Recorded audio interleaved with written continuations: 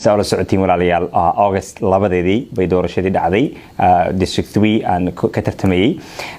رنتي waxay ahayd doorashada aad bay isugu dhaweyd cod aad u yar oo 37 cod ah baa ku sareynay marka sababtaas bay gudigu ay dhaheen kuma dhawaaqi karna booskan wali codad ba dhiman soo socda mise imaan doona marka dib baa loo dhigay waqtiga codka tirakoob baana socday intaas runtii laba isbuuc marka baa tirakoob ku jirnay farxad waxaanu amaanta runtii inay soo dhamaatay alxamdulillaah runtii natiijada lagu dhawaaqay aan 77 cod aan ku guuleysanay runtii wax aad iyo aad qof kasta oo Soomaaliya oo degan Ohio mise meel kasta dunida ku degan xataa farxad bay u tahay aad iyo aad baan ugu mahad celinayaa inay la soo xiriirtay gabadhii kale oo DC Kelly Harrop iyo dadkii kale ee tameeyay inay la soo xiriireen dad badan oo xildhibaano ah ayagana ugu mahad celinayaan runtii ay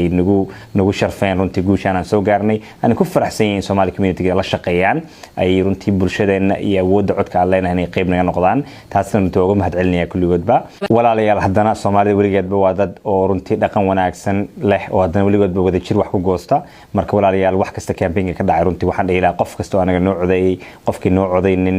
qofkii gurigiisa iska jooga oo codeynin runtii kulligood xildhibaan baan u ahay waxaan ku codsanayaa qof kasta oo runtii oo groupkaas ku jiray inay noo soo baxaan doorashada labaad general election ku idin baahnaan doonaa runtii aniga iyo qof kasta oo kala tartamaya ka orday dhanba garabkiina u baahan yihiin sababta ay ku tahay kulligeen waxaan ordaynaa runtii danaha iyo duruufada bulshada walaalayaal runtii say u taqaanaan aniga anoo lawyer ba bulshada kala soo hayo muddo 4 sano ka badan oo adeegi jiray ana hadda waxaan aaminsanaa insha Allah markaan